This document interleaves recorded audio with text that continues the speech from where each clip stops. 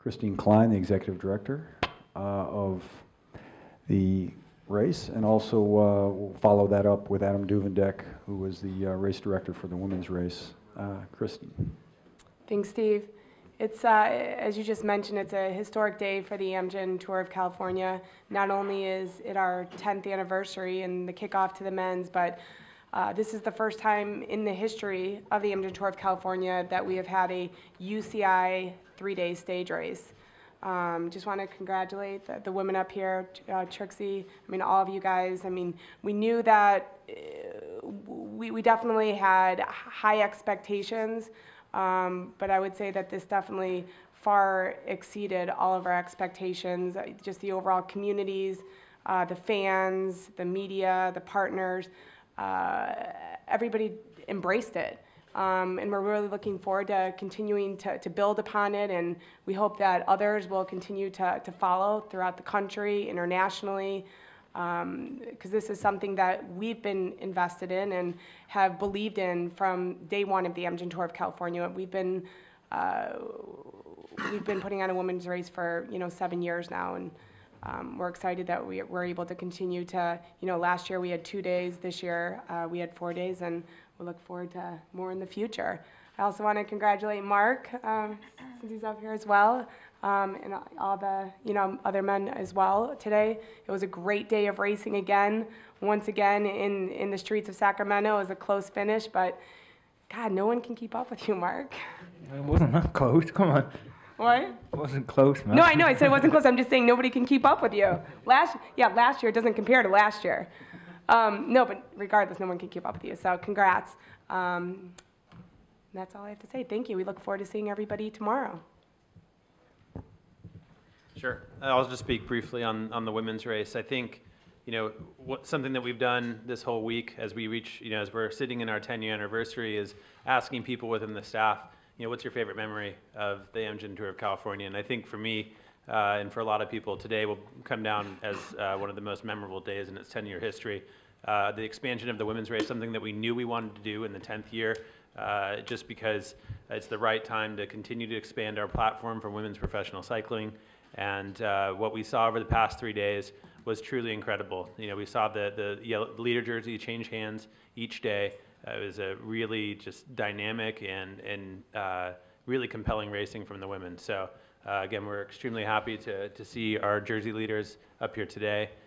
Big congratulations to Trixie, and we're looking forward to more in the future. Trixie, your comments on winning this historic Amgen Tour California for the women.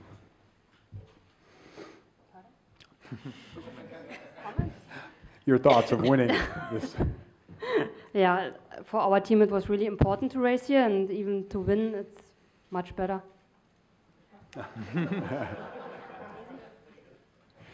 Mark, quickly, a little bit of history here.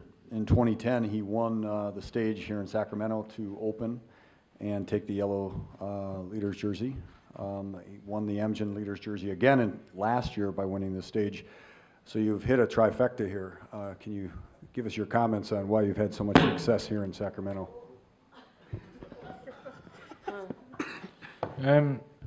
Well, first and foremost, there's not many hills around here, so it usually comes down to a sprint. But it's a nice big proper boulevard finish here, big wide straight road, nearly a kilometre long. It lays perfectly to an all-out sprint. You have to get it tactically and physically right. It was a bit nervous for us because there's a lot of criterion riders here, and it freaked me out in some corners, a dive bomb by Freddie Rodriguez and that, and that kind of, it makes you want to stay near the front a bit more, and Lucky Ethics Quick Step was super strong and just delivered me perfect there. So. Talking to Jens Voigt, who has raced in this race, he had said your positioning coming off the last corner maybe wasn't ideal, but you just seemed to power through the sprint. No, it was absolutely perfect. Oh, okay. Good job, Jens wasn't a sprinter, innit? No, it is perfect. We were right behind. Mark Renshaw was fifth from the front, which is 800 metres to go, exactly where you want to be. With him, I don't have to think. I save all my energy just for the final sprint, you know. So I'm lucky I've got him and the rest of Edix Quickstep. And I'm lucky I haven't got Jens actually. So. Will, you were out there in the break for a long time today. You picked up certainly several sprint points along the way. You had the Amgen Most Courageous jersey as well, Breakaway from Cancer jersey. Can you comment about your day in the saddle? And obviously this is a big race for your team as well. Yeah, it was a long day. The break went pretty early, so it was nearly 200 kilometers in the breakaway for me.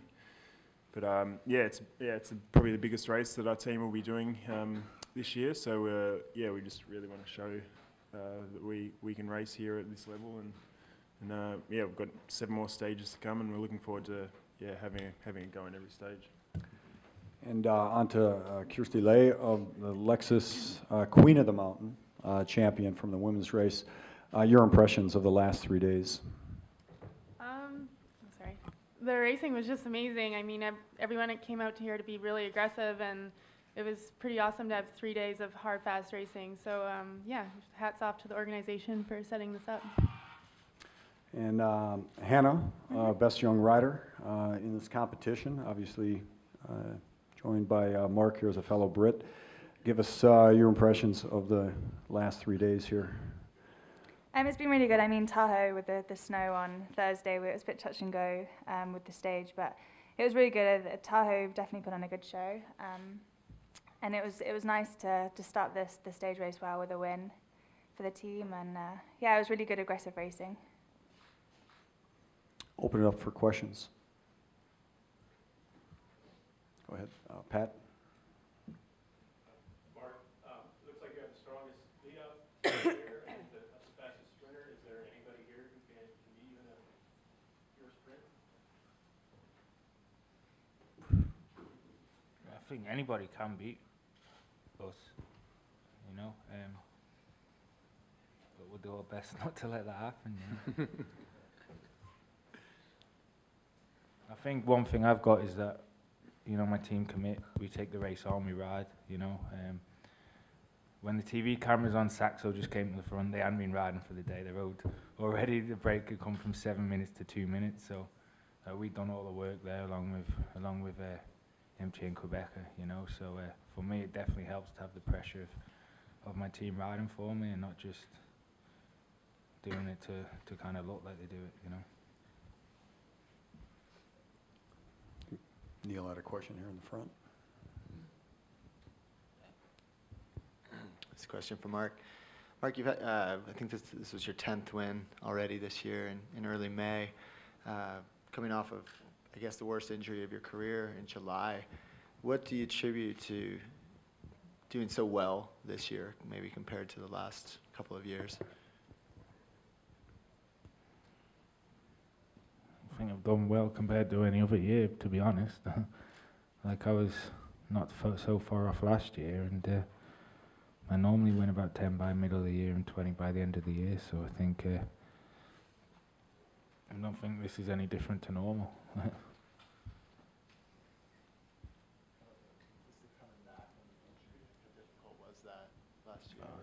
not the first person to get an injury, I won't be the last. All I did, I had a forced break in July last year rather than having a break in October, so it was kind of like I just started my winter more early. I rode on the track, and so yeah, it was just, that was it, really. Nothing really special, same as happens to everyone else. You know.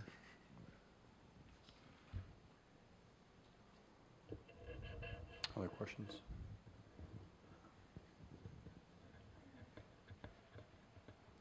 All right, and if you're unfamiliar, Mark just won 3 stages at the Presidential Tour of Turkey last week. So first, second, and 8th stage, correct? Huh? First, second, and last stage, correct? 8th stage. Yeah. I think that was correct. Yeah. Yeah. Same as here, hopefully. Okay. All right. Any other final questions? All right, thank you.